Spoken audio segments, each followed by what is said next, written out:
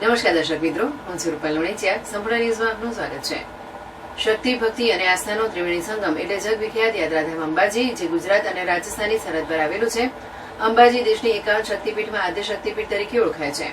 અંબાજી મંદિર ઉપર નાના મોટા 358 સુવર્ણ કળશ લાગેલા હોવાથી આ મંદિર ગોલ્ડન ટેમ્પલ તરીકે પણ ઓળખાય છે.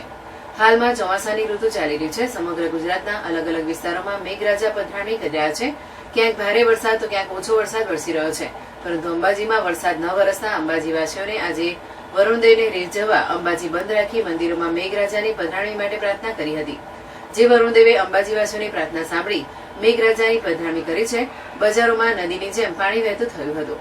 અંબાજી શક્તિપીઠ ખાતે છેલ્લા કેટલાય દિવસોથી મેઘરાજા પધરામણી કરતા ન હોય અંબાજી ગામના સ્થાનિક વેપારીઓ દ્વારા સ્વયંભૂ ગામ બંધ રાખ્યું હતું. અંબાજી મંદિર સંપૂર્ણપણે ખુલ્લું રાખવામાં આવ્યું હતું.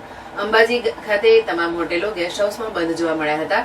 ત્યારે માઈ ભક્તોને તકલીફ ન પડે તે માટે અંબાજી મંદિરની ભોજનશાળા ખુલ્લી જોવા મળી હતી.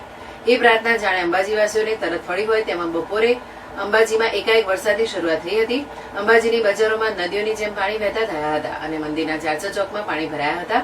ગુજરાતના અનેક જિલ્લાઓ, શહેરો અને ગામોમાં મેઘરાજા ધમાકેદાર બેટિંગ કરી રહ્યા છે.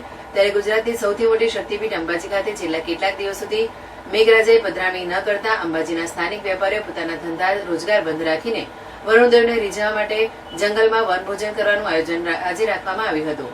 બુધવારે વહેલી સવારથી અંબાજીના તમામ વિસ્તારોમાં બજારો, દુકાનો બંધ જોવા મળ્યા હતા અને વેપારીઓ પ્રભુને સ્મરણ કરી મેઘરાજાને રીઝવવા માટે પ્રાર્થના કરતા જોવા મળ્યા હતા. તો બીજી તરફ ગુજરાતની સૌથી મોટી શક્તિપીઠ અંબાજીમાં પણ ભૂદેવ દ્વારા માતાજીના પાઠ કરવામાં આવ્યા હતા.